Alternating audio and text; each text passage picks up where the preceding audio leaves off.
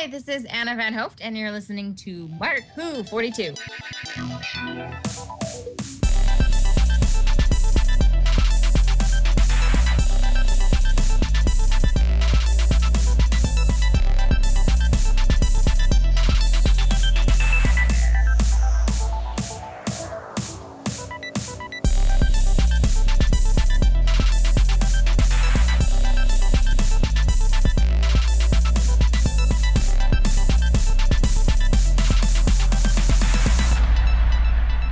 Hello, this is Juan Sanmiguel in Orlando for Mark Who 42. We'll be doing this show. Mark is kind of busy today, and he demanded we make a show, so we're going to do that. So joining with me is our usual co-hostess, Vicky Jakubowski in Reno. And we have a special guest this time because we're going to be talking about Masters of the Universe, the movie which at the time of recording just came out recently. And I thought, I need to get the biggest Masters of the Universe expert I know, and we have her right now from across the Atlantic Ocean. Well, I'm Cora Buhlert. I'm from Bremen in North Germany. I'm a translator and teacher in my day job, and I'm a writer and pretty much lifelong science fiction fan. I'm also now 4-time Hugo finalist and the winner of the 2022 Hugo Award for Best Fan Writer, where two He-Man action figures actually appeared in my acceptance speech. Nice. Which I basically I only did that because I assumed I wouldn't win anyway, and I had the cute idea and said like, okay, you can do it. And then I actually had to.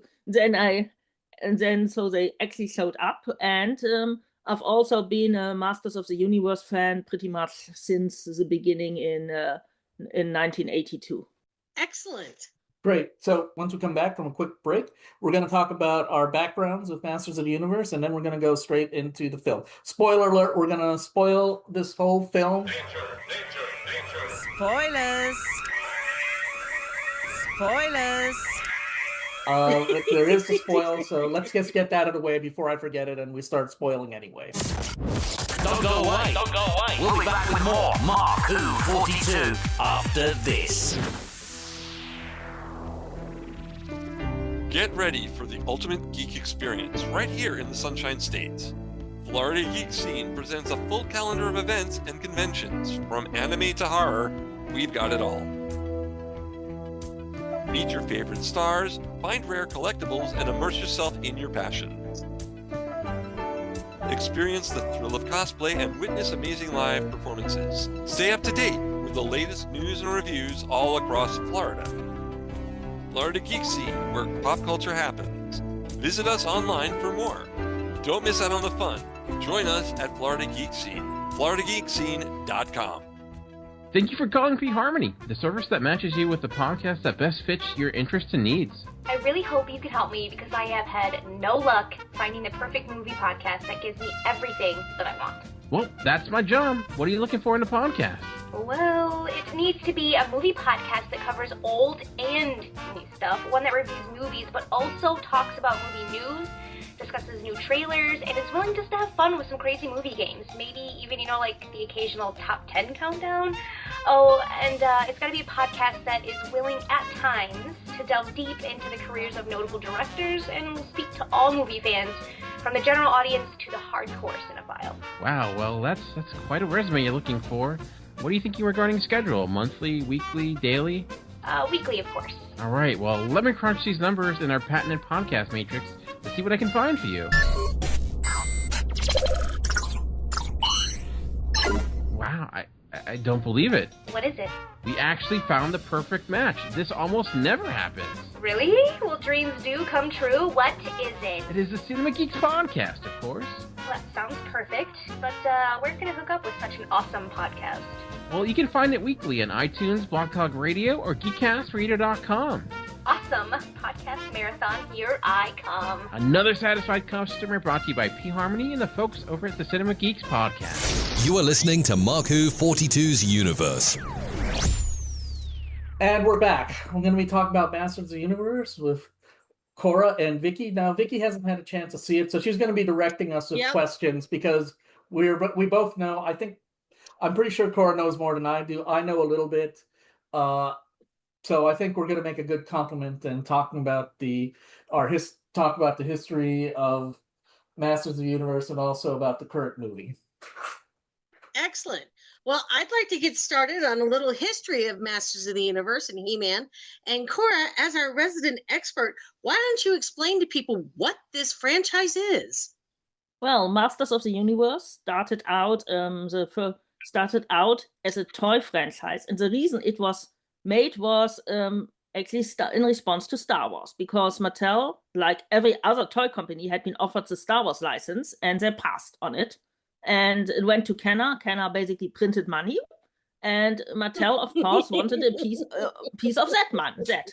And they had a few false starts. They did Battlestar Galactica toy line, which is kind of rare to. And actually, those small parts warnings on every toy. That's a fault of that Battlestar Galactica toy line, because they had a firing missile mechanism on one of the I think it was a Colonial Viper toy or something. And a child who was way too young to play with the toy accidentally fired the missile into his mouth or something and sadly died. And that's actually why we have these small parts warnings. They wanted to make, for a while, I think they wanted to do Kirby's Fourth World, and they wanted to do Conan. And in the end, Masters of the Universe was what it was, and it was based on, well, partly drawings by a Mattel designer named Mark Taylor, who had done drawings of and this actually features in the movie, because he had made drawings of a barbarian character called Torak, hero of prehistory, whom we meet in the actual movie at one point, and a guy named Roger Sweet, who just died a few weeks ago. He was also a designer at Mattel, and he was tasked with designing a toy line for boys, and he had 3 different concepts. One was a kind of military character, one was a space character, and one was a barbarian character he called He-Man. And the work of these 2 men became the Masters of the Universe toy line, which was released in the US in 1982. We got it very, very late in 1982. At least that's the first time I heard of it, because at the time Germany always got everything a little later than the US did. And yes, then it became. We always try to be first in everything, don't we? Yeah, of course. And then it became a cartoon in 1983, and the toy line was a success right out of the gate. But once it became because the famous Filmation cartoon came out, it basically went into the stratosphere and was Mattel's most popular toy line for a couple of years, outselling Barbie, outselling Hot Wheels, outselling everything else. Excellent. So let's talk about the early cartoon from the 80s. All of us are old enough to remember it. So, Juan, what was your first impression of He-Man when you were younger-ish? I'll be honest.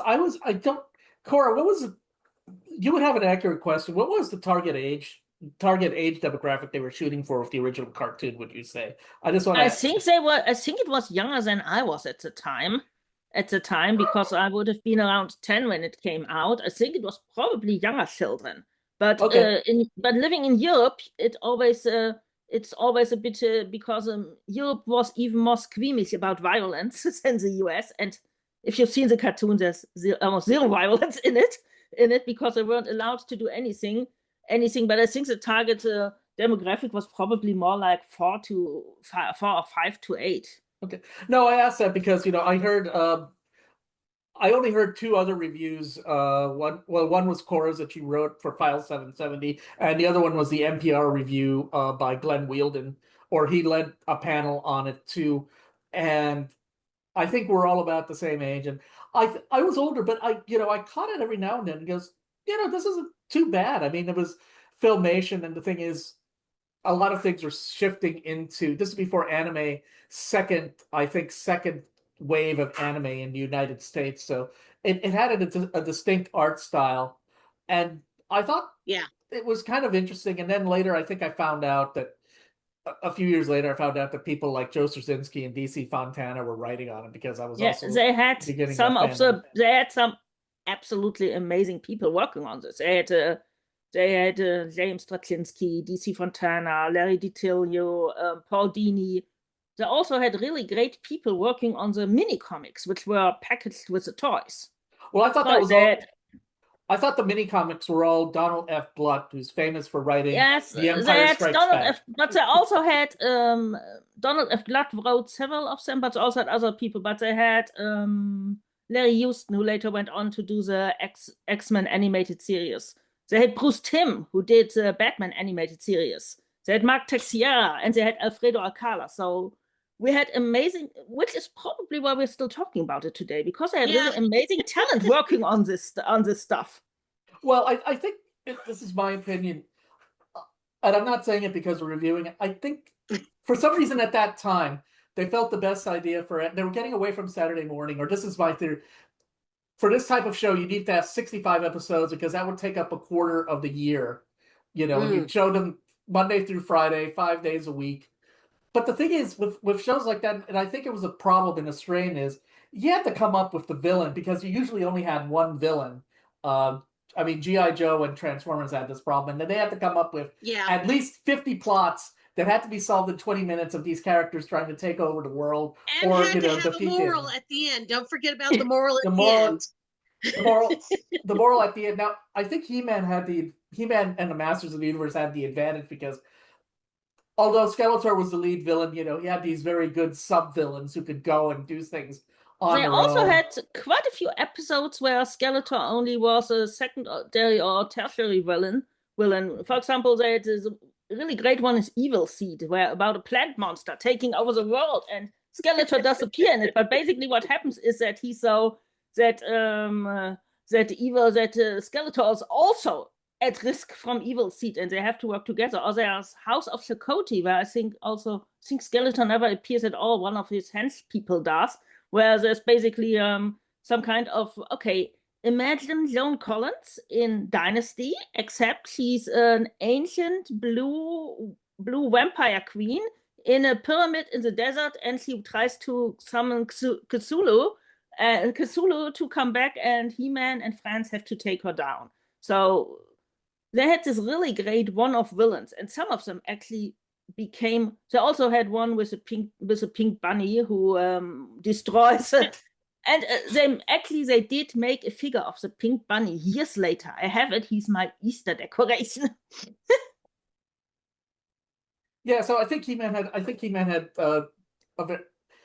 think that's why that show kind of. I mean, obviously, G.I. Joe and Transformers are also successful and become successful as movie properties. But I think He-Man had. I think they had a good niche that they were able to spread out the stories for 65 episodes, and then they did 2 seasons, so 135 episodes of coming up for stuff for He-Man to do, which is complicated. They borrowed a lot of stuff from older science fiction and fantasy. Going back to the 1930s, lots of the 1930s, 40s, and also stuff from the 60s and 70s. And sometimes really, of course, famous ones like there's Conan and there's Lovecraft influences and so on. But Robert E. Howard influences. There's basically a child version of Red Nails, one of the most child unfriendly Conan stories. And but there's really weird ones you've never heard of. For example, you read a Planet story from the 1940s, and there's basically a totally strong Shira influence in some 1940s Planet stories. And then you look at the publication history and see, they appeared in some kind of anthology in the late 70s. So that's probably where Straczynski and Larry DiTillio and friends read it. So yeah, it was, of course, little Cora didn't know this, but adult Cora is having a lot of fun seeing all the influences.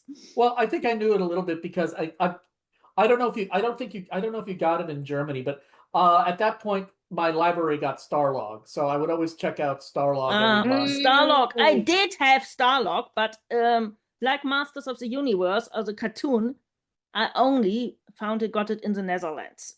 I mean, our train station probably.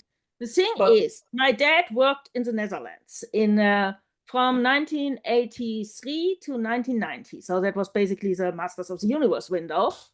And we visited him. We didn't move there. He worked in Rotterdam in a flat in the middle of the city center, literally looking at the town hall of Rotterdam. I could hear the and the bells of the most important church. And okay, this was the best place where we lived. I didn't even have my own room. I had to sleep on the floor in the living room in front of the TV. So, and we had, because Germany had only 3 TV channels at the time. Unless you were one of the lucky few who had cable, which wasn't a thing in my area and wouldn't be until much later. And those 3 TV channels, they were publicly financed. They were, I wouldn't say like PBS in the US, because PBS actually does good stuff. We did very little, and especially children's programming. It had to be very educational. We are the country that banned Speed Racer before I was even born. We banned Porky fucking Pig because he was too violent. Porky Pig was too violent, yes. And we got some anime in, mostly we got Heidi and Maya the Bee, because basically it's okay, it is Japanese, but they're kind of cheap, and it is based on European properties, so that's kind of good, but we never got anything violent. Everything had to be educational. Educational violence was very bad. But at that flat in Rotterdam, we had 9, imagine it, 9 TV channels. Some of them was the same German shit we always had. Then we got Dutch and Belgian ones, which occasionally had cartoons. That was good. Of course, the rest was in Dutch and Belgian. And then we had Sky Channel from the UK. The ancestor of modern Sky Channel. But Sky Channel was TV, that Sky Channel that just started as a cable satellite station. The only things they played were cartoons in the morning, had a morning cartoon block, in the afternoon, and then they had the best thing is Saturday morning and a morning block. All Saturday morning long. The best thing ever. Then they played music videos, so were kind of early MTV stuff, all hosted by the same people. They had the same, and for some reason half the programs were actually produced in the Netherlands. They had wrestling, I think, and they had old American TV shows, stuff like Land of the Giants and the Adam West Batman, and that was the best TV ever. I was actually angry when my parents wanted to change the channel, because it was basically a Switzerland Sky Channel and just let it run all day long. So my parents were having breakfast, and I was sitting on the mattress where I'd slept for the night. I was watching TV, and then I headed out into the city with my mom, and we split up, and then and I would hit the bookstores and the comic shops, and that's also where I found Starlog. So I found basically both things at the same time. That's awesome. It's funny, because I was in my teens when He-Man came out, and I will be honest, if I did not have such a thriving babysitter business, I might have missed it. And I would be funny, I'd be with the kids that I was babysitting, and I found myself watching the episodes. Corny, yes, but there was always something, it just kept drawing you back in, and I just couldn't figure it out. But, I've secretly been a fan for many, many years. Did you say, were you still babysitting when She-Ra came out? Yes. And I even made, it was funny, about, had to be 20 years ago now, I made a She-Ra costume for a friend for Halloween. And everyone went as different heroes, and I made the costumes, and we had a little too much fun with that one. So, oh wait, was it? I'm just curious. Sorry, we're the king of tangents here on the Marku 42. Yes, we're completely about tangents here. I'm just curious. Did you use the sword design from the '80s show or from the 2018 show? I'm just curious. It was a really, really cheap dollar store sword. Whatever we could find. Oh, okay. Because these were really cheap costumes. The Wonder Woman boots we made was made out of red nylons and red duct tape. That's how cheap these costumes were. Okay. Come to think of it, I would have been when I was young, I would have made a pretty good Catra. I wouldn't have worked as She-Ra simply because I don't look right. But for some reason, I actually was Psylocke from the X-Men one year for Carnival. Oh, I love that. Yes, and I was it was when basically it was a kind of late teens, early 20s when Halloween became a thing in Germany, and there were parties, and I dressed up as Psylocke from the X-Men with a and the Lim-Li Psylocke, Psylocke, so the sexy one, and with a, and I had a plastic katana. No, the reason I bring that up, and actually that could lead into the history of the franchise is we get the New Adventures of He-Man, which I personally was never too crazy because it was depressing because I thought the story was like it. Sorry. Well, I thought it was depressing because the idea was I never saw it. It was at a weird point in my life. I was getting married. I was moving states. I was moving thousands of miles away, and so it never quite hit. I didn't even realize it was on until years later. Well, and I caught an episode, and I was like, not as much fun. Well, the only reason I didn't like it was, oh wow, how depressing! They sent him into the future, away from his friends and family. I was like, okay, where's Man at Arms? Where's Tila? Where's Orko? Where's Grinzer? Okay. And I never connected with also the toy line didn't fit in. I remember seeing those at the shop and being like, and at the time, also I was 8 out of it. So I was like 16, 17 when New Adventures came out. And of course, I fancied myself very adult. And I'd been at an event where a guy from the local TV radio station was, and I pretty much hung on this guy's lips because, oh my God, he's actually a TV journalist. How impressive! And he talked that he'd done a report about quality dumping, where a product which used to be good suddenly is no longer good, and it gets what we would call shrinkflation these days. And but it was called quality dumping then. And then I saw these New Adventures figures, which are much smaller and then the original Masters of the Universe figures, and I was like, oh my God, they quality dumped He-Man. Yes, that happens, doesn't it? The designs, particularly of the bad guys, are really good, and I think New Adventures is a part of the property that would really benefit from a good reimagining, because it could, but it will likely never get one because it's always way down on everybody's list. Well, I find it fascinating that every decade since the 80s to present day, there has been a TV show or a movie. And so where people think about the big ones, Star Trek, Star Wars, everyone knows these big fandoms and they're huge. Yet He-Man seems to have this little quiet, sneaks in every decade with something a little new. Which okay, but people don't quite New realize. Adventures ran into the 1990s, so yes, it theoretically was in the 90s, and then it had a resurgence in the early 2000s. Yep, 2000s, which I kind of totally missed at the time, and then and then it had another. Then and they kept actually making toys through the 2000s, through the entire 2000s, except that I didn't know they existed at the time. Well, that's where I wanted to bring up about the swords, because we then go into the 2002 show, which I really like, but for some reason... That's a good one. I think you actually were one of the people who pointed me to it, because I totally missed it when it was on. Oh, yeah, well, I was a big fan of the Toonami. Apparently, it might have been on Toonami. For some reason, I always remembered it playing on Saturday night. But the only thing I didn't like about it was, why did they go with that design with the sword? It didn't look like the sword. And one of the good things there was supposedly an in-story reason for that, which got lost. The design idea was apparently because you remember that originally the figures they came with Skeletor has this purple sword and He-Man has a gray one, and you could clip them together and then use them to open Castle Grayskull's Yawbridge. Oh my God! The idea in 2002 was that Skeletor had gotten both halves of the sword. So the whole Skeletor also has a sword thing got lost in filmation. And the idea was Skeletor had both halves of the sword, so He-Man had to get an artificial electronic power sword so he could still tap into the power. That was the idea, except that they never did in the cartoon. So He-Man just has this weird electronic sword, which is from his ancestor from... I don't know, 1,000 years ago, which makes no sense whatsoever. And the cool double sword is still around, but it's now only Skeletor's sword.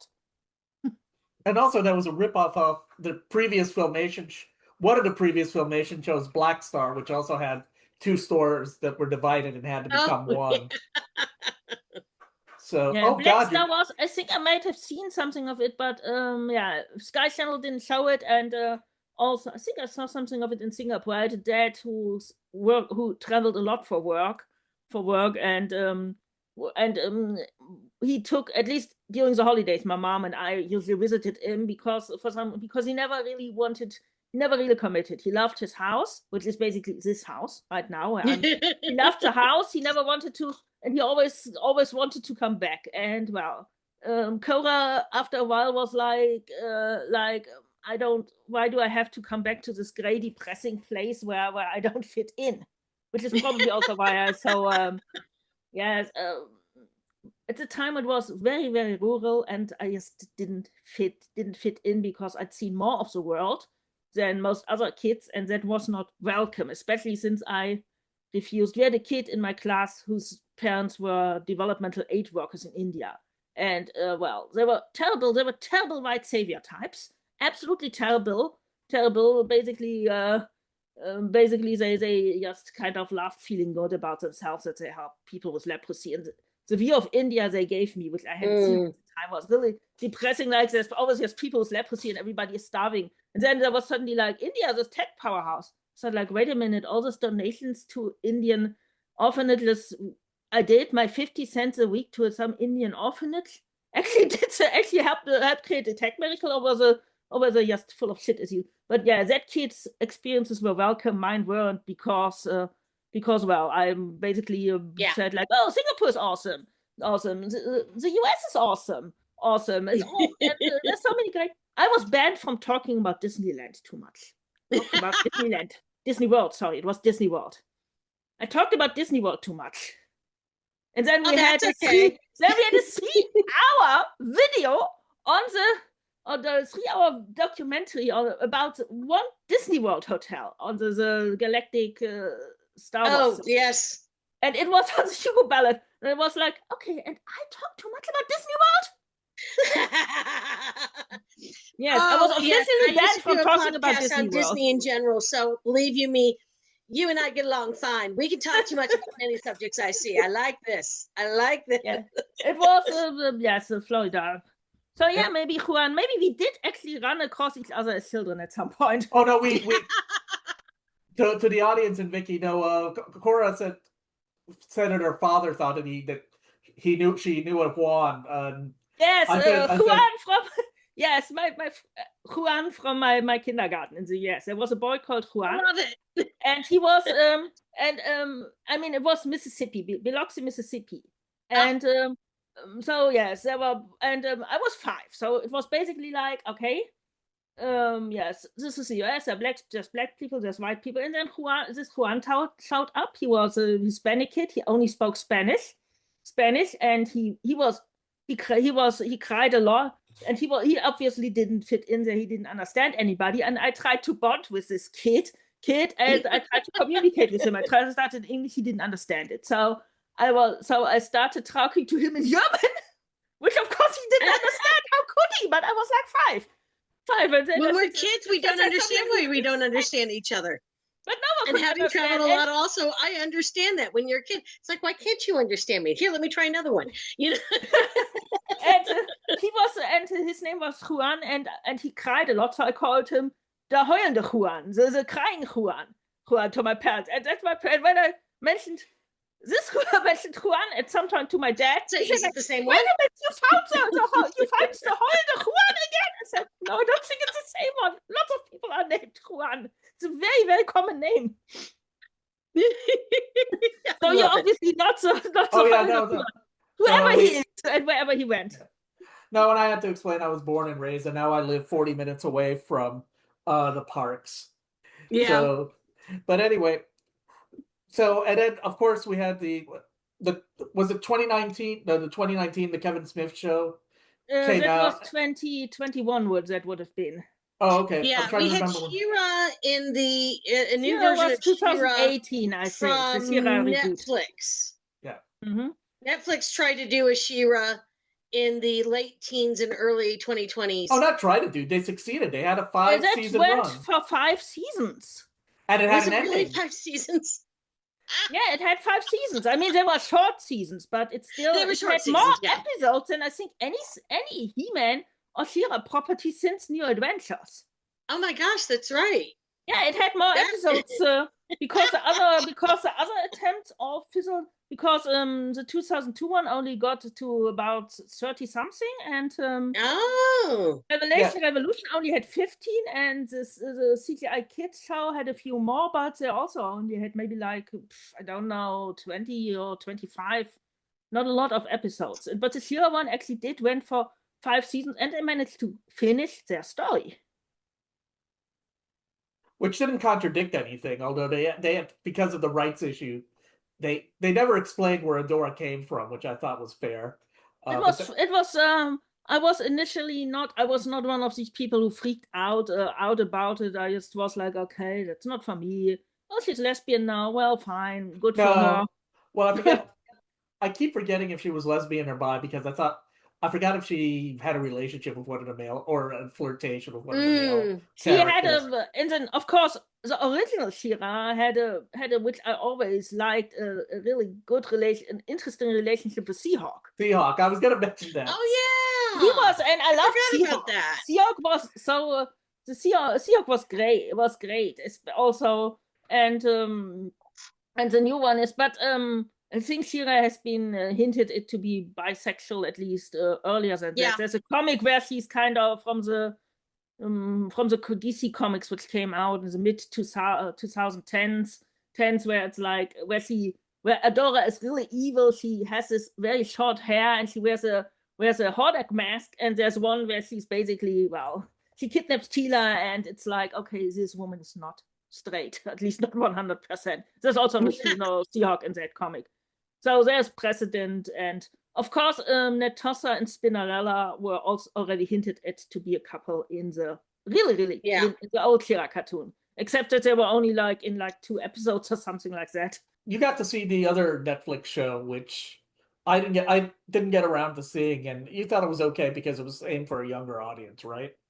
The kids show, the CGI one, it's very different, but it's basically the way to handle this is just to imagine there actually is a comic called Masters of the Multiverse, which travels through many of these different iterations, and that's the best way to think. It's a multiverse. There's different. The story goes slightly different in different universes, and that's okay. Yeah. And that's a way to handle all of these inconsistencies and still enjoy the stories, even if it's and of course, in Germany, we had yet another universe. We had a series of audio dramas on cassette in the 1980s. Oh, interesting. Mm-hmm. Yes, that was I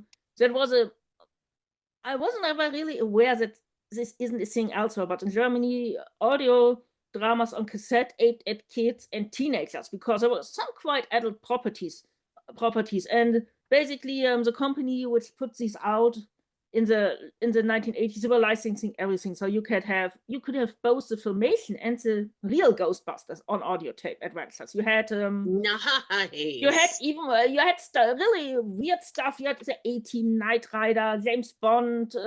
Basically, if it existed, it had an audio drama series, and Masters of the Universe was a really good one. And it went, I think, it got a golden or even platinum record or something, because they packaged the tapes with the toys at some point. So it was really super. It was, and every kid had some of these audio tapes, different series, because there were lots of series, but every kid kind of had them. And they were really well made. We had excellent voice actors. The Skeletor was our Skeletor, Peter Passetti. He was a stage star, and he only did these kids' audio tapes because he was frustrated that with the direction theater was taking, with directors wanting to make all sorts of points about the modern day and having modern interpretation, which was still is kind of a thing in Germany and was big in the 80s, and he hated it, so he went to make audio tapes for kids. And that's a completely different continuity that most Americans don't know. And but if you've seen Anti-Eternia He-Man, the black He-Man with the red hair, the evil counterpart, that's where he came from. He's a toy. He's been a toy several times by now. Well, we can't talk about He-Man without talking about the 87 movie. Okay. I am a lover of good camp movies, and this falls into good camp to me. But I want to know, what did you guys think of the 87 movie? Ladies first. What do you think? Well, I saw it at the theater in 1987 with my mom. It was also in Rotterdam because since they didn't dub, they got these movies earlier than we did. And so I went, the theater no longer exists. I actually tried to find it the last time I was in Rotterdam. The theater is, I found the building, but the theater is gone. So we saw it in the theater. And yes, I was mostly like, what is this? Why don't these people look so different? Where's Krinja? Where's Orko, who's this Gwildo person? But then I was like, okay, that's Tila, that's Man-at-Arms. Okay, they look kind of weird, but there's Tila and Man-at-Arms. That's good. And of course, there's Skeletor. The villains were different ones, but okay.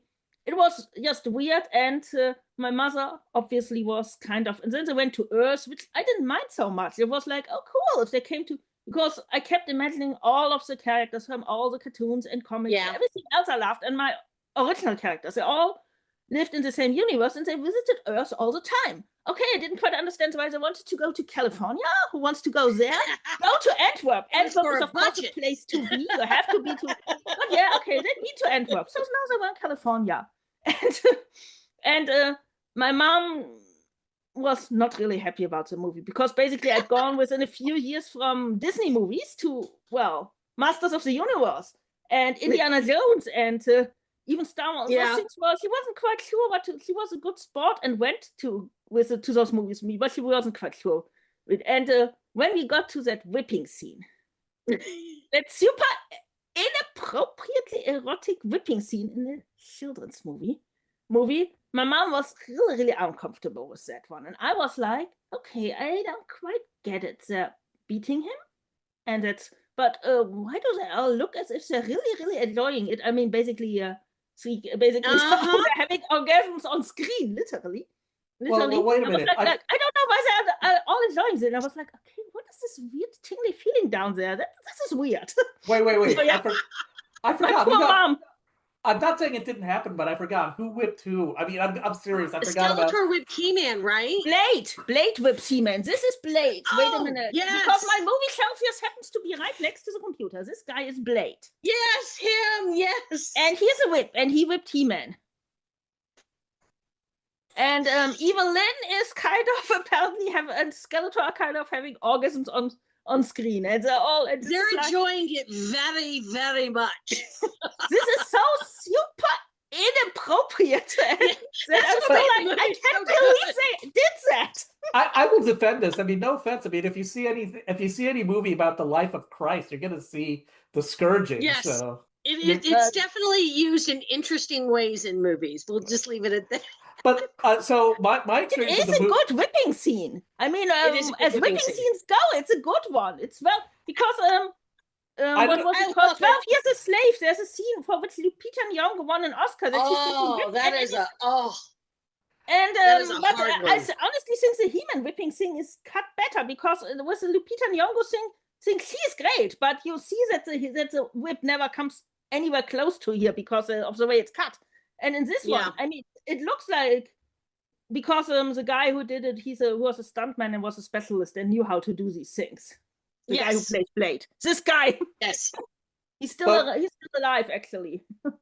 But what I thought, so I don't know if it's good or bad. That scene didn't stick with me, or it didn't. It's not the first thing I think about when I think about that film. But the odd thing about that film, and Cora's gonna laugh about this. I think I missed it because I didn't see it in the theaters when it came out because I think, as I remember it, and memory is the biggest liar of them all, I think it came out while I was taking my first trip in Europe to go to Worldcon. So I think either I was too busy to go, I just couldn't find the time to go to it when I got back, or it was already out of the theaters. 1987 had a European Worldcon. I know 1990 had one. Oh, it was Conspiracy 87 in Brighton. Oh yes, yeah, that would have, of course, that would have been. But I'm not sure if I even knew what Worldcon was. I would have known what Worldcon was by 1990, but I didn't know where it was, and that I could have theoretically gone. Yeah. So I kind of miss it. Although I think there was a Worldcon cosplay. I think there was one. There was a world a Masters of the Universe actually entry into the masquerade where somebody got rude about it at the time. Somebody was kind of snarky in the audience. But I finally saw the movie on television. Now I do know, and Cora can correct me if any of my facts are wrong. The people who owned Canon Films got the rights to it, and I think they had just also gotten the rights to Superman. And the thing is, I think they had big plans, but unfortunately, not enough money materialized. Yeah, they were Canon. Yeah, and Canon was essentially didn't have enough money to execute, and they kept running out of money. I mean, they really were ambitious, and then they realized what they could actually afford. Yeah, Canon and they was to make the movie. Canon was also I don't know if either of you've ever seen the Lemon Popsicle movies. They were what the Canon guys made in Israel. They made something called, it's a series called Lemon Popsicle is the international name, and it's basically there's rock and roll, there's 1950s rock and roll music, and it's kind of teen sex comedy, and they made like 5 or 6 of these things in Israel, and they were on German TV if you got cable channels all the time. And my parents, who would have been teenagers in the 50s, loved those movies. I hated them because I was always like, okay, the music is fine, but why do I always have this weird sex stuff in there? I don't want to see that. That I was like 12, and of course I loved all of the Canon. I feel like they're the violent. equivalent to and did all those Michael Dudikoff and Chuck Norris and whatever movies, and those were on late night TV. Once we actually got more channels and so on, they were on late night TV all the time in the 1990s, and I watched them. I loved them. My mom actually also liked them. She liked Michael Dudikoff. She liked Chuck Norris. No, so I kind of came around by that time that Disney movies are no longer quite where it's at. And you can see that, I forget what the name of the documentary is. They did a whole documentary on Canon and the Globus. And that's where I found out the He-Man movie was going to be bigger, but they ran out of money, so you got what you got. And I remember seeing it, and it was kind of interesting because you had a future Tom Paris and a future... Oh, yes. And Courtney Cox. Courtney Cox were the two humans who help out our Eternian heroes while they're on Earth. And also there's a nice touching scene because, again, spoilers for a 1987 movie. They actually Which I think is actually streaming on Amazon Prime right now if you want to watch it. Oh yeah, I recently saw it again. I think I saw it last year for some reason. I have a DVD by now, and I watch it on occasion. I think the last time would have been, yes, it's one of those movies I have in rotation to watch when I want a fun movie, or for my birthday I always watch a fun movie, and it's one of those that's in rotation. No, but it's kind of interesting because Courtney Cox's character, her parents died in a plane crash, and after the end of the adventure, they're able to change the timeline so they don't die. And I thought, oh, that's kind of nice. That was kind of a nice, positive thing. Nice little touch. Yeah, nice little touch. And I'm gonna segue this into the main topic of our podcast. Is yes, I just realized that if you look at it, there are a lot of similarities with that 1987 movie with the current movie. I mean, the main characters are more or less the same on both the good guys and the bad guys. Yes. Because you're focusing on He-Man, Teela, Man-of-Arms, although Adam, because now we have time to deal with the dual identity or... Also, we have an actor who can actually speak more than... I mean, okay, Dolph Lundgren has... I love him. He looks great, but he wasn't the best actor in 1987, and his English was seriously lacking. And you can tell he has more. He does pop up. Spoiler alert! In the new movie, and I think he has more lines in the new movie in the short cameo scenes than he ever had in 1987. Well, actually, yes, I think you might be right there. Well, actually, it's funny you mentioned that because I think I read this in Starlog. This is the only magazine I can imagine this as being in, or maybe it was in a. It was an article in a newspaper or one of the Sunday supplements. But at that time, there was actually and I don't know if it toured in Europe, there was a He-Man She-Ra stage show. And they interviewed... Yeah, there was. And I don't know if Cora knows if you know what I'm I've talking heard about. that it exists, but we didn't have that. At any rate, it never came anywhere near where I lived. Okay, I think it might have come, but they wrote an article, and the thing is, I could be wrong, but I think the people they interviewed the people who were playing He-Man and She-Ra. They might have even been married to each other, but because I think as a publicity stunt, they got married because I think they also worked on the Conan thing at Universal, and as a publicity stunt, they got married on the Conan stage show at Universal. So they did a touring stage show, and the thing is that I think it had to have come at the same time with the movie, because I think they asked the gentleman who was playing He-Man in the stage show, well, what are you angry that you're not playing him in the film? He goes, well, Dolph has the potential of being a big star. I mean, he looks like he's going to be a big hit. I mean, I think they were being sincere. I mean, this is after Rocky IV, and he might have done something else between then and now. And so I thought they felt that his I think he his was star pretty was much. He went directly from Rocky to Masters of the Universe, and he did do other. He was in Universal Soldier, for example, Roland Emmerich's first US movie. With Jean-Claude Van Damme, who has much the same issues as Dolph. So I did at the time. So I just kind of noticed it's okay. So wait, you're focusing on the same main good guys. You're focusing on the same main bad guys. I mean, essentially, it was really Skeletor and Evil-Lyn, and you also had Beastman in the original film, or more or less had Beastman. So it's like, okay, they're kind of focusing. Obviously, the plots are different, but they both go to Earth. I did. He-Man gets stuck on Earth in both movies. It's basically the same thing. Eternia's on attack. It's conquered. He-Man escapes or is forced to go to Earth. Gets stuck there. Needs to get some kind of gadget to get back. Except that getting back is a whole lot of that the new movie spends much less time on Earth. There is no Courtney Cox character, or no there's no Robert Duncan McNeil. There's no, but yeah, it is. The plot is actually quite similar. Yeah, there was only two things that bothered me in the first act, but I liked the movie. I thought it was great. I enjoyed it, just to get that out of. But there was two things that kind of. But how did Skeletor? I was kind of. I guess because the Dune movies are so fresh in my head. Why did Skeletor succeed so well and conquer Eternos? And I'm wondering. But they didn't have the nerve. Was there a Dr. Yui in Eternia? Was there somebody who betrayed them? I mean, I don't know if they just wanted to say that, or they just didn't want to think about that. Yeah, he kind of attacks out of, because it was like, okay, how could they not be prepared for Skeletor? But he literally attacks out of nowhere, so they have no idea what's happening. They apparently don't even know that Skeletor was lurking around somewhere and being a thing right. in the new one, right. Which kind of surprised me. But okay, I can swallow it, because simply going into Skeletor, this big threat guy. And that's why they got overrun so completely. But yes, there might have been a traitor somewhere in the Royal Guard. Yeah. And the only other thing I thought was, and this is the same thing I had in Batman v Superman, I never thought in the animation, Castle Grayskull is not that close to Eternos, the capital city of Eternia. No. That was obviously some kind of convenient thing. Also, I really like the new movie, but I'm not in love with the Castle Grayskull redesign.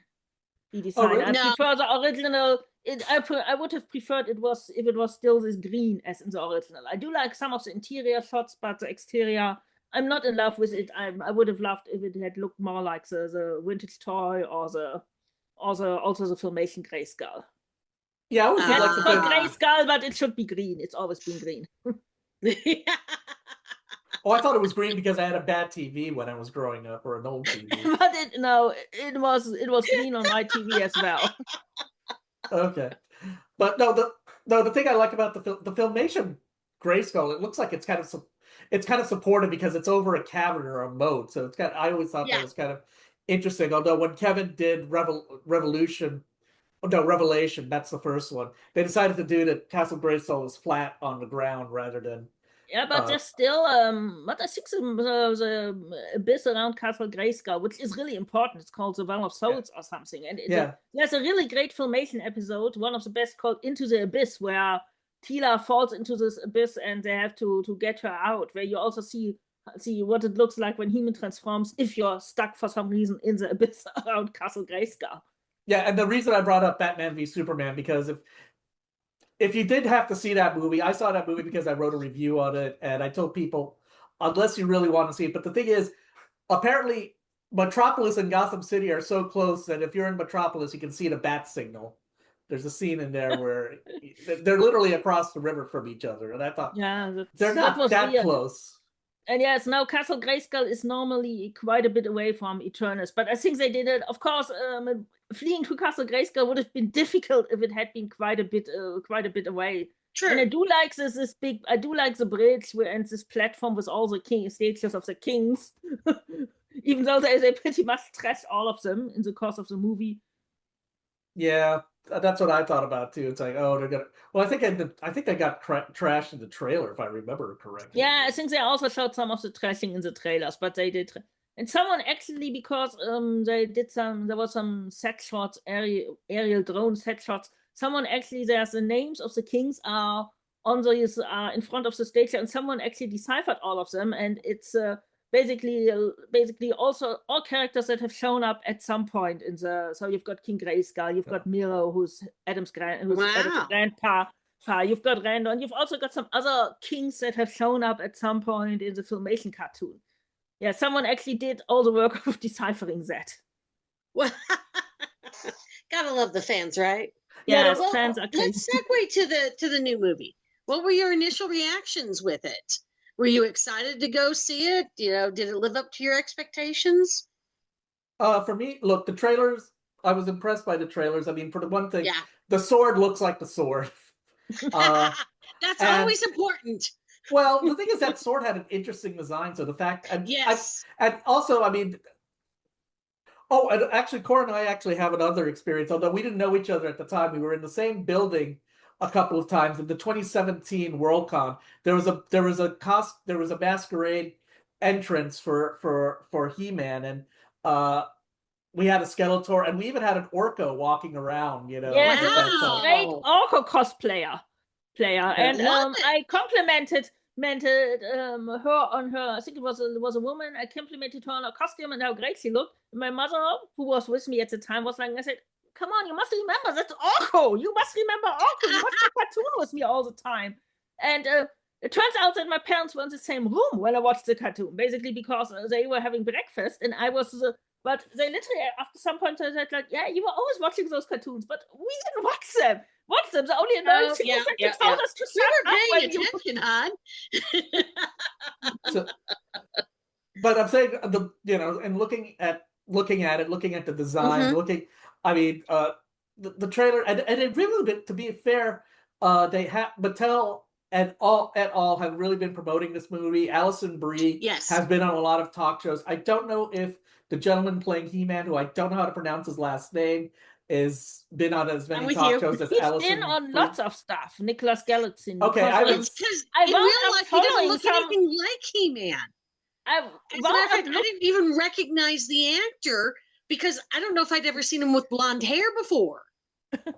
I was like, when they announced him, I was like, who is this guy? Doesn't look like He-Man. Oh, he's the guy from Red, White, and Royal Blue. I mean, that was cute, but I can't really see him as He-Man. But he's actually very good. But is he going to be okay in this role? And yeah, I saw a little something talking about how much he worked to build up. And when he arrived on the first day of set, he even surprised the director with all the body work he had done to prepare for this role.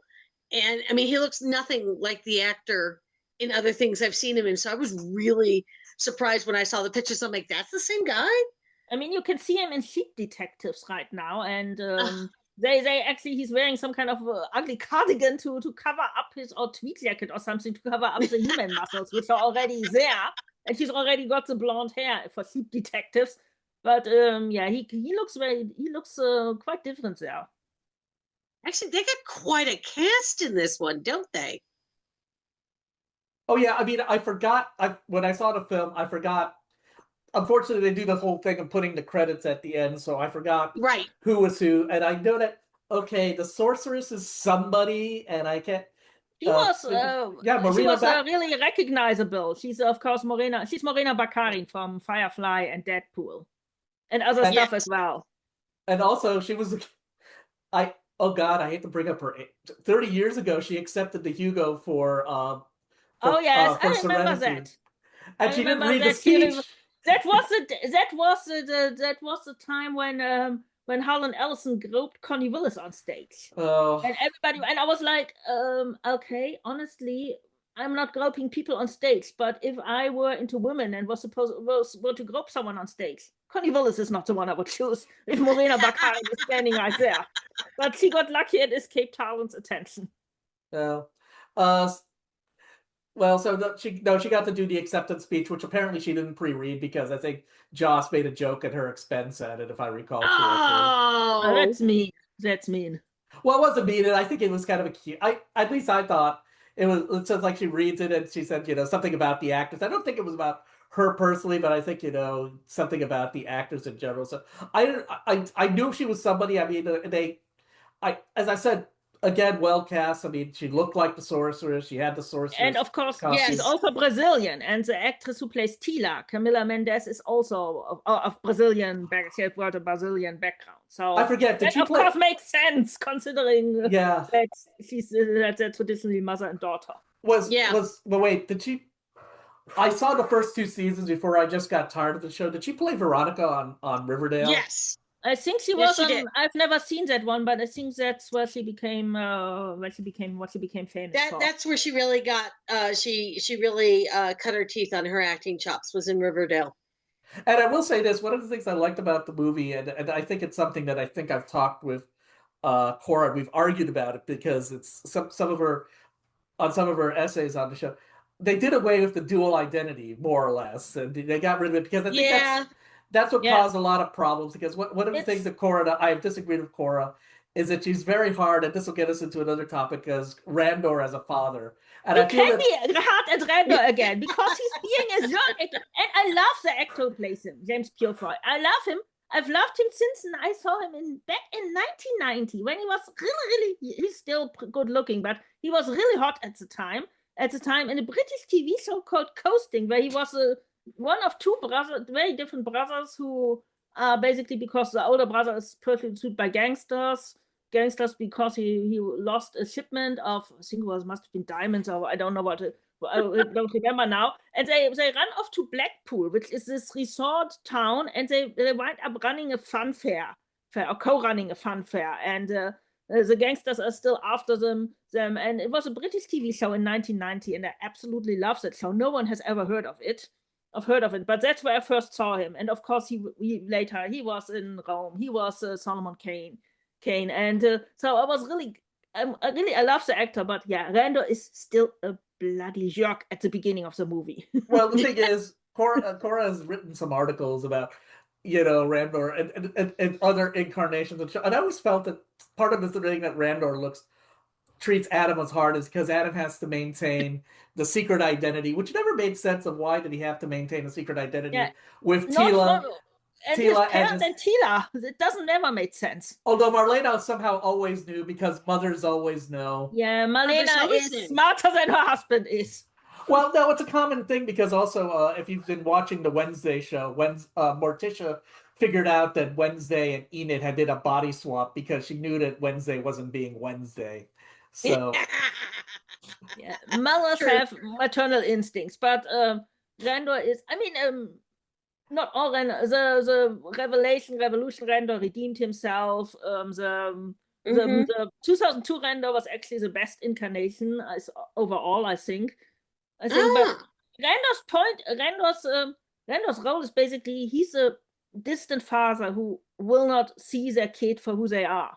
That's his role always in the mythos. Sounds he's like always a typical that guy. Which they do. It's better in this film because in this film he does it. I feel he's doing it because he's scared and he sees that Adam is smaller and he wants him. And I notice that's not right. He explains it actually later on when they're reunited. But early on, he basically goes there and tells his like 10-year-old really, and I love that they got this really small kid because he's like a head shorter than the kid Tila, any other kid. They got this really short kid, and he tells like, okay, defend yourself against me, and so on. And he's really he's really all. He later explains why he did it and did it. He wants his kid to, because his kid is small. He's not really a fighter, but he's really being awful to Adam at the beginning, and then he really gets his big hero moment where he fights off Skeletor's goons to let his wife and kid escape. Then he vanishes from the movies, and we see him again, and he does get to reconcile with his kid, but then he's gone, and that scene felt a tad wasted, especially since it comes at a really weird moment. Well, we also have to talk about Idris Elba, one of my favorite actors. He's great. I've always been a fan, and he's really great. I saw an interview with him where he talked about how rewarding it was to do this role and really do it as a girl dad, and his adopted daughter Tila, and really getting to play it that way, not just as the head of the guard, not just as a warrior, but as the guy who is the dad to a daughter, and all the things that go in with that. And so I love it every time he talks about his characters. No matter what his characters are, he creates these beautiful backstories in his mind, and I think it just makes him that much better as an actor.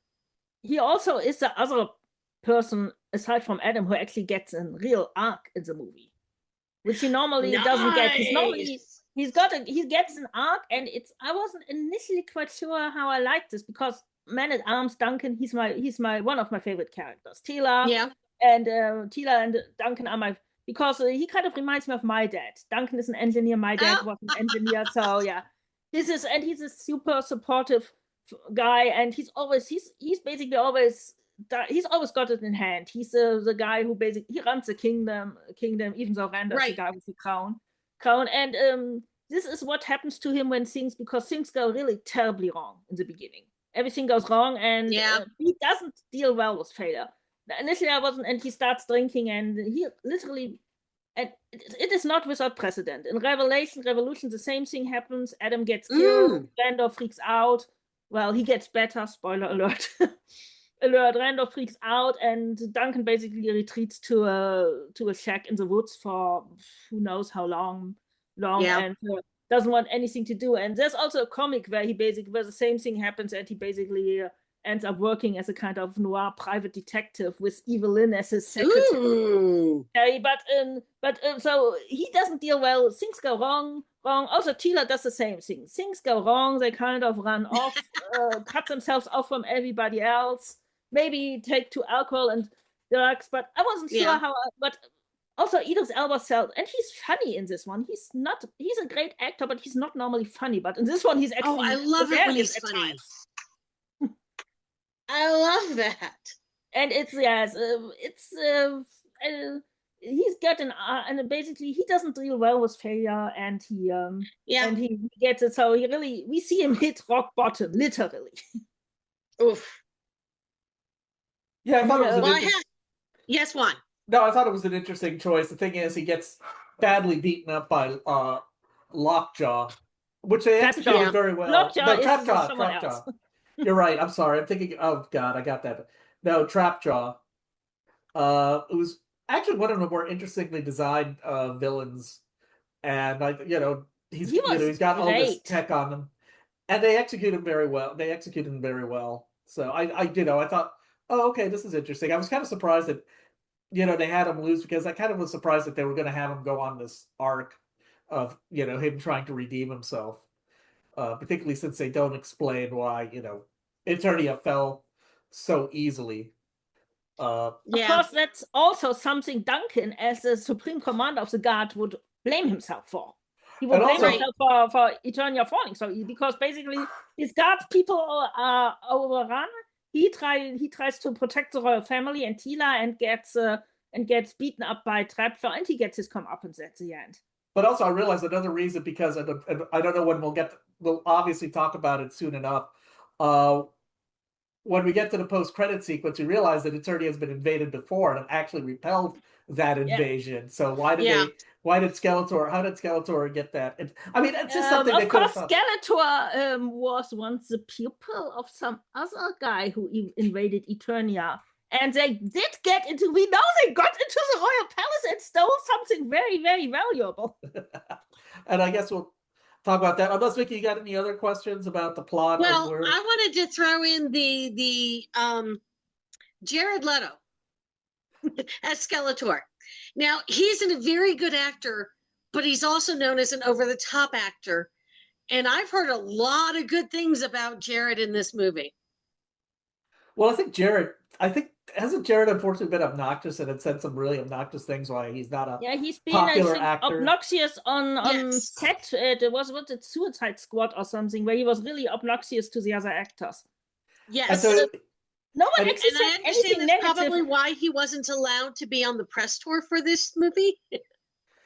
well, the thing is, unfortunately, I mean, some people, I think, Tron Ares, which I liked, I don't know, I haven't seen it I yet. enjoyed it. I enjoyed it. I mean, it's on Disney Plus. I don't know if you have it, but I saw it in the theater and I thought it was a good Tron movie. I mean, it was a Tron movie that I didn't know I needed. But unfortunately, I wonder how much but unfortunately, I don't think it did what was expected at the box office. I don't know if that's because of Jared Leto's got this reputation. Some people really, really hate him and basically refuse to watch anything, which is okay. He has allegations against him. I probably would have preferred if they had cast someone else, but he is good in the movie. And if you hate seeing his face, you don't have to see it because basically he's got a. It's CGI not there star. at all. Never. We were speculating whether we would see him as Kaldor at some point because he actually looks quite a bit like Kaldor if you paint him blue, but it's not. The Oh. Kaldor thing is alluded to, but there's never really any answer. And Oh, yeah. any I think they allude. Yeah, I know what you're talking about because I was thinking when they do the scene where Skeletor and Randor are standing next to each other, it's like, oh, that's interesting because obviously there is a whole thing that they're related and actually, Yeah. Masters of the Universe Revolution actually played around with that and actually got Shatner to play Keldor. Yeah, he was. And of course, also towards the final battle, when Adam tries one more, okay, let's talk, and he's like, okay, maybe, did your parents not love you as a kid? Were you sad that you couldn't be king? That's obviously an allusion to the whole Kaldor thing. But basically, they don't explain. He just says, I'm bad because I'm bad, and that's enough for this movie. Simply because they would have completely overloaded it with backstory otherwise. Well, yeah, but at the same time, it's kind of funny you mentioned that because I remember a long time ago at a panel at a local con, we were talking about villains or, maybe characterization of villains. And I think, unfortunately, or better for worse, I should say, I always think if you want an example of a two-dimensional villain who's a character for evil, just for being evil, you would have Skeletor. And I remember that conversation because there was a guy who feels, well, look at his skin condition. Maybe that's why he's a villain, because... he gets it burned off either because he tries to throw a vial of acid at his own brother and it backfires on him, or he gets it burned off by dark matter. I always like the acid thing because it's like, yeah, you're being a terrible person, and that's then he gets even more terrible afterwards. But yeah, but the thing is, the gentleman who said that, Craig Caldwell, didn't know. I don't think he knew He-Man lore. I just brought up Skeletor, and he just made that kind of amusing joke from nowhere. I mean, in the Filmation cartoon, he basically he's there, he's evil, and early on he was a demon from another dimension who kind of tries to conquer Eternia because apparently that's what demons from another dimension do, which I always found a kind of. Kind of found it what? I found it somewhat underwhelming. Like, okay, he's evil because he's a demon, and demons are evil. That's like, oh yeah. So the Kaldor thing is more interesting, but for this movie, it works perfectly. If there's a sequel, they could go either way, and but they already have more than 2 hours, and they just didn't have the space to. It's Adam's story. But Skeletor is there. He's a villain. He's an opponent, but it is Adam's story. It's not Skeletor's story. This is Adam's big arc. Is this story? Well, before we talk about the end credit scenes, I really want to talk about the reception. I know it's only been out for a short while at the time of this recording, but I have heard an awful lot of critics going, "I was surprised. I liked it." Are you surprised that the critics have actually liked it? No, I mean, personally, no, because I think they tried to make a good movie. They tried to make an interesting Yeah. movie that would work. I mean, actually, I was kind of pleasantly surprised that not Adam Troy Castro, John Scalzi said that he went to see it, I think, with his daughter, maybe with a wife, and they thought, hey, this is and John. God, again, I can't believe I'm confusing the two because they're two different very individuals. Who I had uh, John I interviewed on this show, and also I invited him to our local convention. So, but and John just gave it a favor. The only thing that bothered me about John's review is he feels that if you're looking for a movie with dignity, don't look here. And I thought this movie does have dignity, and I think it takes itself seriously for the right amount. Did you see that post by John? Cora, he posted it on Blue Sky. No, I didn't see it. I didn't see it. Okay, but overall, he says it was a positive movie. I mean, he says that they didn't make the mistake of going all Snyder on it and make it dark and gritty. And, yeah. And I mean, there are people who apparently want this who wanted Zack Snyder's He-Man, and that would have been absolutely, I'm sorry, terrible. There are also some people who don't like the fact that there are jokes in the movie. Oh yeah, and I kind of like, although I liked it. Yeah, you mentioned the HR thing, and I think I forgot if it was I don't know if I heard it from either you or Glenn Wheeldon, the idea, because unfortunately, obviously He-Man's powers are mainly, strength and invulnerability. He's Superman who can't fly and has no cool vision powers. But so you don't get you need an opportunity to see that he's, more than just a guy who punches things. So I think that was a good thing. And I forget if you said that, Cora, or that was something somebody else pointed out, that you do need that whole scene where he tries to talk down Skeletor. Yeah.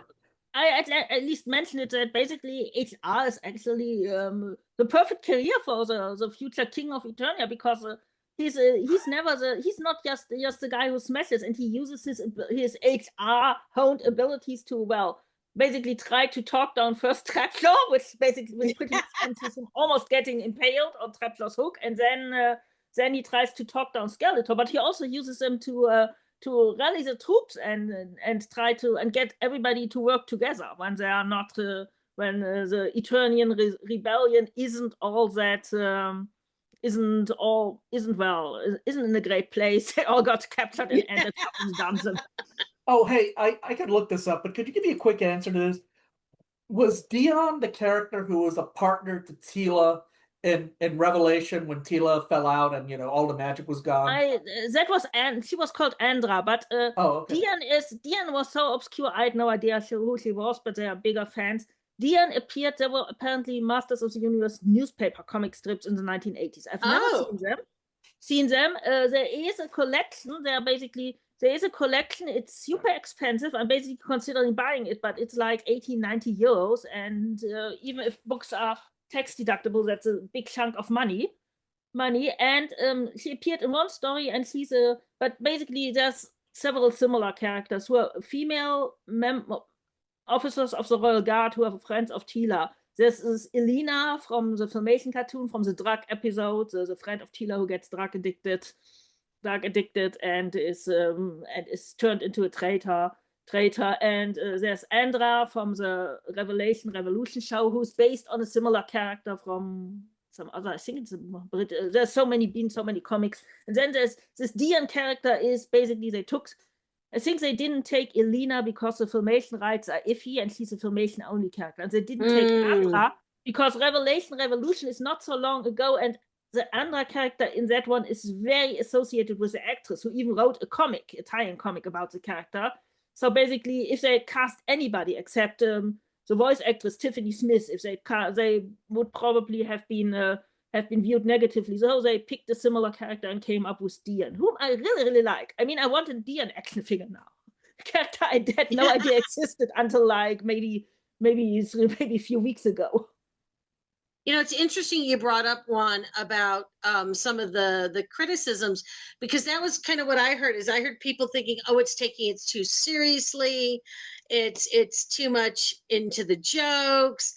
And I'm thinking, well, okay, it's based on an 80s, property. Why wouldn't it have heavy metal music and be funny and be a little meta? I mean, why not?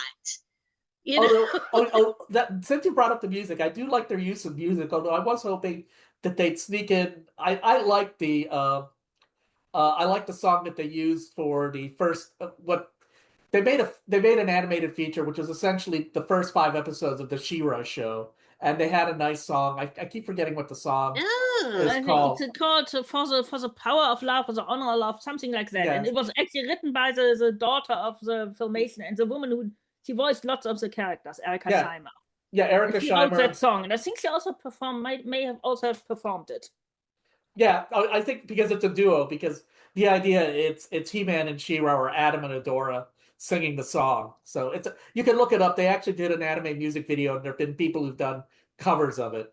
So, and it was a good song, but I could understand if maybe the rights issues are tied up because of that. But it again, I think it took itself seriously. I mean, I think people of a certain age, because of the old Batman TV show, hates the term camp because that's how they use the script. Yeah. And I think Kevin Smith made an interesting observation. We can tie it in because he did his own. Obviously, he did He-Man or Masters of the Universe Revolution.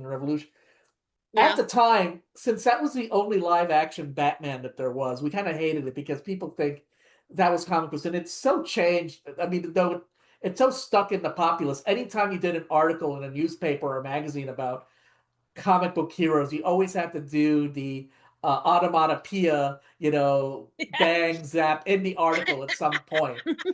But once the 89 Batman came up and you had a serious Batman or a more serious Batman, I think now, okay, we can appreciate the 66 TV show for what it was. It's not now the only representation.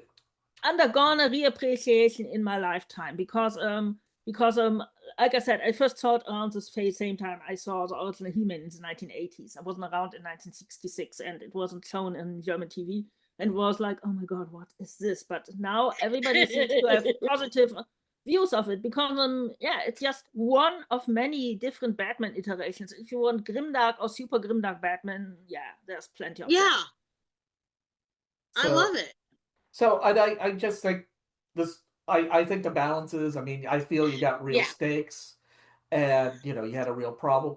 And also, it's serious. I mean, I think this is the first time, at least, Frank Langella, a great actor. They put on some makeup, and it worked for the time. Skeletor looks like Skeletor, and he's scary. I mean, I think I can't. I think we'll talk about it in the post credit. He murders someone on screen. Say that again. Actually. Yeah.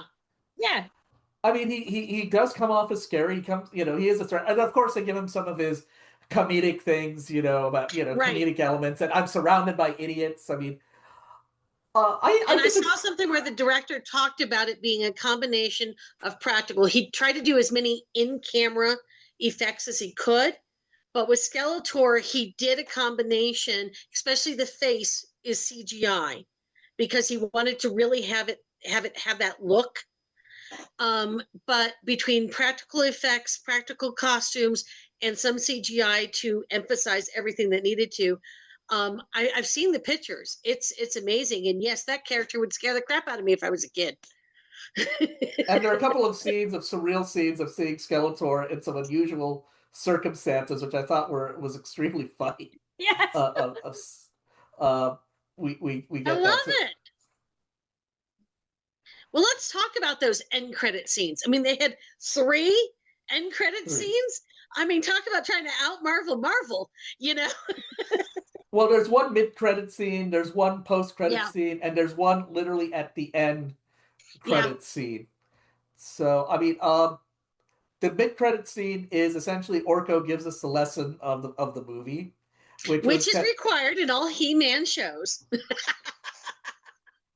Plus, Orko is there. At least he finally gets to be in a live-action He-Man movie, even if it's only to deliver the moral. Well, again, I mean, the bad thing about film when you're doing a property like He-Man and also Superman. In Superman, we had the entire news department, the entire, a bunch of reporters on the Daily Planet, but we don't get a lot into them because, unfortunately, it's a movie and you can only focus on really Jimmy and Lois. So, and unfortunately, I think it'd be probably cost prohibitive to do a live action He-Man or Masters of the Universe series. So I think, unfortunately, we got to accept what we're going to get. That's why we also didn't get Cringer or Panther. I was kind of surprised we didn't see Panther. Yeah, I in was the film. There's no Panzer, and Grinder is he's there, but he doesn't, and he's only Battle Cat for a very short moment. He does get a few moments, Grinder, but I also didn't love his voice in this one. It was too high pitched. I preferred the guy who voiced him in Stephen Root in Revolution, because he's a tiger. As an adult, he shouldn't be high pitched. As a kid, we actually see baby Grinder at one point, but at least he was there. And the baby Cringer, the Battle Cat origin story was actually written by Star Trek legend Dorothy Fontana, just for the fans. Wow. Yeah. And that's a really, really good episode. Yeah. Now the post-credit sequence is the one that's probably going to get most talked about. And what surprised me about it was that we are going, and I forget how the scene. Well, no, it opens up with Duncan and Marlena by themselves, talking about, well, I'm glad he's back, but I was hoping both of them would be back. And then you cut to the fright zone, which everybody knows, and you see essentially a close-up of the Sword of Protection with the jewel, a version of the jewel. And essentially you see a very familiar silhouette and back. Yep. And somebody asks, "Force Captain Adora?" And it goes, "No." I was hoping I realized they should have made that Catra, or made it sound like Catra. Yeah, particularly, I like some random trooper. Oh, I don't think it's no, it's not a trooper. You don't see it. Wasn't the silhouette of a. It wasn't. It wasn't a horde trooper, but I think it's just a random horde soldier. It would have been better if it had been Catra or someone, but yeah, that might have been a bit too much. So, and the thing is, what's surprising is, again, we were talking about the rights issue, and I thought the best we were going to get was maybe Despera, which is Adora under another name, which. It is Adora, but they have to call her Despera. I understand for the second movie, which is in pre-production, she will be in the second movie. Well, to be honest, I think what they should, and I'll let. They'll probably do a spin-off rather than or do the live-action Secret of the Sword. Well, this is what I would do. I mean, if I had my way, and Cora, you can tell me what you would do. I would do a sequel just to He-Man and the Masters of the Universe, develop the relationship between Adam and Teela, and maybe, do the Snake Man arc, or just do some other enemies, maybe even Count Marza for all I can.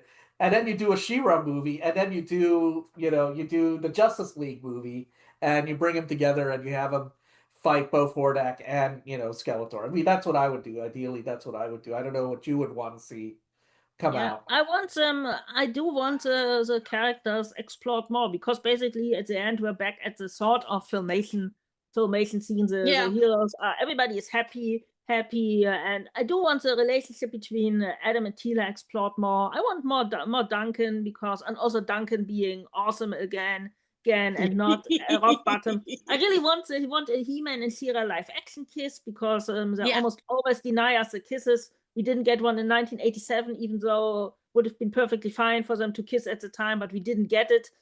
We only got it in Revelation. Was the first on-screen kiss actually in animation. It is a great one. Wow. Also, I want yes, it only took them 42 years to kiss. Wonderful. That's well, there's a long also, I think they should explore Teela's connection to the Sorcerers, because that was basically not at all explored in this movie.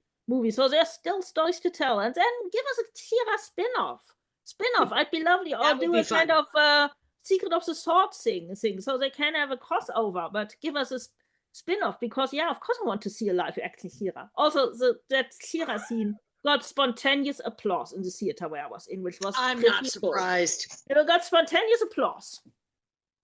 Now, I have heard scuttlebutt where the actress whose name I don't know, who the person who actually stood there for that image may or may not be the person hired to play She-Ra in the next movie. I think she spoiled that before the movie was even actually out or something. Also, that's obviously just someone who they used as a stand-in. Apparently, Travis Knight has an idea whom he wants as She-Ra, and basically, as long as it's not Sydney Sweeney, I'm happy with pretty much everybody. Okay, Zendaya would be weird as well, simply because she doesn't look. I'm sorry, I love Zendaya, but she's not She-Ra. But Sydney Sweeney, I don't want to ever see in anything again. I unfortunately, that's one of my holes in the current pop culture. I don't know why people hate Sydney Sweeney. We don't have to go into detail about that. I will research She's it on my own. apparently, she appears to be. I just don't find her very impressive. I kind of liked her in The Handmaid's Tale, but also she's apparently a Trump supporter and something like that, and she did some kind of weird racist leans ad or stuff like that. And oh, don't tell me that. Oh, I do want to bring up something before we go on to the last post-credit sequence. So when I saw that, I really wanted to take a clip of the old Fright Zone and put it side to side with the White House as it currently is at this moment. And just do that on some social media. I don't know if that would be a spoiler or not. I was just so happy to see the Fright Zone looking the way it's supposed to, the cartoon Fright Zone, not the toy Fright Zone. Well, Vicky, since you didn't see it, the toy store where the sword is at is actually called the Fright Zone, which that's I love that. That scene is so full of Easter eggs. They've got He-Man knockoff toys from the 1980s. They've got Major Matt. They've got Big Jim, which was basically a male Barbie toy line from the 70s, and including lots of stuff which wound up in the He-Man toy line, including Panther and Battle Cat originally, and also Zoar and Screech the birds. They originally came from Big Jim. And they have Major Matt Mason, which is a space toy line from Mattel from the 60s, and of course they have Torak, hero of prehistory, who is the Torak stature is based on a concept drawing by Mark Taylor. It's not the Torak drawing; it's a different one, and it's assumed. Lots of times people assume this was a proto-human, but it's most likely Conan. But he looks like this figure, and it's just such a wonderful Easter egg. Yeah, also, the scene is hilarious because he tries to get the sword, which is gripped by this life-size statue, and he winds up pretty much demolishing the statue. Well, actually, no. Actually, the statue actually stays intact, except the arm falls off. But they can. The arm falls off, and the statue. So he falls on Adam, and the people at the comic shop, the woman who works there, she's like, "Could you get off Torak?" He says, "Torak is on me." But the weird thing is, she gets utterly hilarious. But what's weird is she gets impressed at the end. It was kind of funny. She's like, "Are you single?" And I said, "Yeah, Adam. You. I mean, of course, Adam is absolutely doggy with women. He literally blows a date by telling his entire 15-minute life story. We get to the beginning where we get this whole flashback, and then we learn Adam has been narrating it to a date on Earth in response to "Where are you from?" Which is like, okay, Adam, that's not how you do it. Sorry. So anyway, and the last post-credit sequence happens at the. So essentially, because Evil-Lyn picks up Skeletor's skull, and she goes, "Well, you've seen better days," and takes it off, and then you fade to black, and then you hear Skeletor cackling, which surprise! He's not really dead. Never gets old. I really assumed he was. That's basically also the post-credit scenes of the 1980s. The 1987 movie had one of the first post-credit scenes. I think it was probably the first one I ever saw, and it was it was basically the same thing. It's Skeletor showing up after he's been thrown into the abyss underneath Castle Grayskull. He appears from probably supposed to be lava, but it just looks kind of like a bubble bath, and he shows up and says, "I'll be back." And again, I think he was cackling. Cora, did you get? I was trying to look for credits. I was trying to see if Masters of the Universe was going to do the Marvel thing and maybe credit the people behind the Filmation show, but I couldn't see. Actually, they did the credits in an unusual way. Instead of scrolling, they just kind of flashed individual cards, which I haven't seen in a long time. Yes, it was mostly kind of. I got some of the credits. I remember trying to look up because because the stunt coordinator, I'd heard his name said. His name is Lian Yang, but I didn't know how to spell it. And so I was like, okay, must see if I can see it in the credits. But I don't recall. They should have actually credited the not just the Filmation people, but also there's lots of parents. Mark Taylor, Roger Sweet, then Donald Glatt, who wrote the early mini comics, Paul Cooperberg, who created Prince Adam. We wouldn't have Prince Adam without him. I'm all for that because I don't know if you've ever seen, because unfortunately they also do it in the back credits, and I know when to find them because the thing is, once they get to the part of the credits where they say Marvel Studios, at some point you're going to see if they didn't put it in the front, like if it's the Avengers, you'll probably then see the individual credits and how many writers got credited, whose works they canceled. I mean, The writers are actually, I think there are 4 writers credited, and they are in the earlier part where you get these sort of silhouettes of characters, including characters who weren't in the movie. There's Gwildo in those silhouettes. And there's a cute one with a big cat and a baby cat and an adult and a kid. And I'm not sure if that's Adam getting baby Cringer or if that's basically Adam and adult Cringer and Adam and Tila's kid getting their own battle cat. I didn't see anybody credited, so they should have. So I think they should have done it, but yeah, I don't know how these things work. It's always interesting when you have ongoing properties and how they recognize or don't recognize the versions of the past. Yeah. So you got any other questions for us? Well, I think we're on to last thoughts.